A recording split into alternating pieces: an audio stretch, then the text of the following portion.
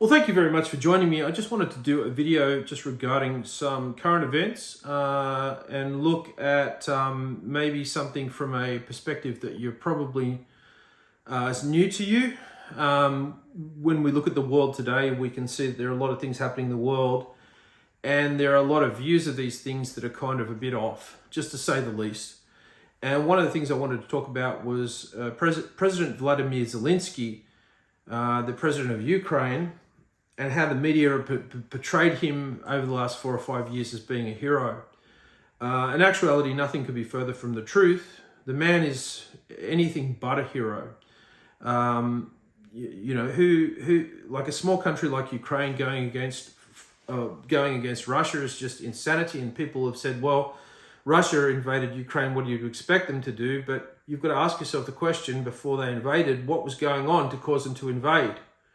And the reality is that Zelenskyy was seriously considering going under the protection of NATO, which would mean that the country of Ukraine would be able to fit itself out with all the necessary firepower to pretty much be on Russia's doorstep.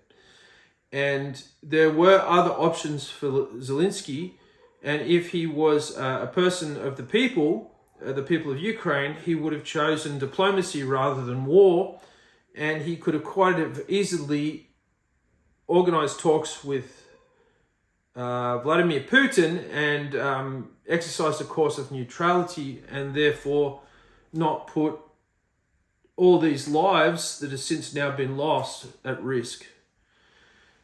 And you could draw many allusions with this scenario in the Cuban Missile Crisis, and and say, well, hang on, why aren't people looking at it through that lens? I don't know why, but there is a severe miscalculation, thanks to the media, about this man actually being a hero. And bear in mind, I don't have any love for Vladimir Putin either.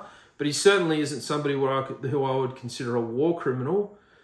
People have cited that he was a war criminal because he's pushed people off roofs and had enemies poisoned.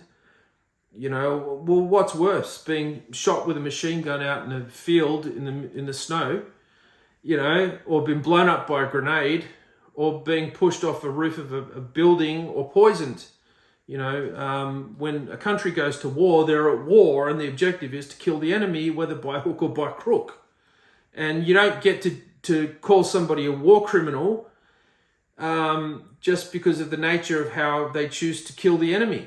You could say, well, the US Marines in Yokohama who were fitted with flamethrowers, walking around and firing their flamethrowers up, the mouths of caves with not really knowing who was in there, sometimes incinerating men, women, and children. What does that make them? Like, if you're going to look at it like that, it's just a crazy perception that people have. Who in their right mind upsets Russia? You go, okay, well, you're our closest neighbor. Let's chat. Let's look after each other. And up to that point, Zelenskyy was mismanaging the Ukraine's relations with Russia horrifically anyway. So it all goes back sort of before, this talk of joining NATO. But I just want people to recognize and realize that, because with President Donald Trump's latest comments, I don't think he's far off the truth. I don't think, I can't believe one US politician likened Vladimir Putin to Jeffrey Dahmer. There's no way you can liken him to being worse than Jeffrey Dahmer. He actually said he was worse than Jeffrey Dahmer. I find that difficult to believe. Jeffrey Dahmer drugged and abducted, had relations with, tortured, and then killed his victims.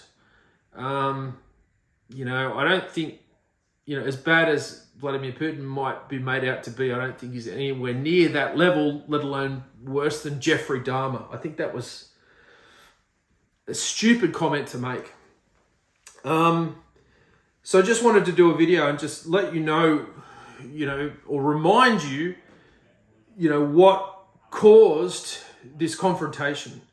The whole idea that, a country as small as Ukraine, by choosing to go into conflict or choosing a course of action that would cause them to have a neighboring country have no other choice but to take that country by force, and risking the lives of not only his own people, but banking on the fact that other countries would join, risks plunging the world into World War III because of your own selfish desires and your own grand, thoughts of,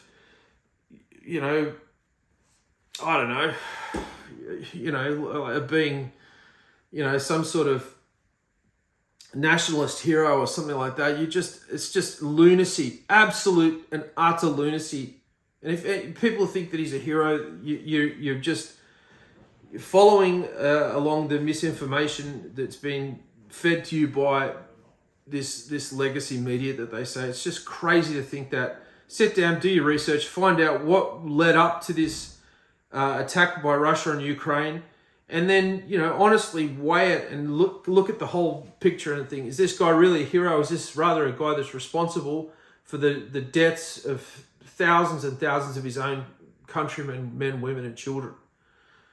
You can't, it's not a winnable war, especially if you don't get backing from a bunch of other countries. You can't win against Russia.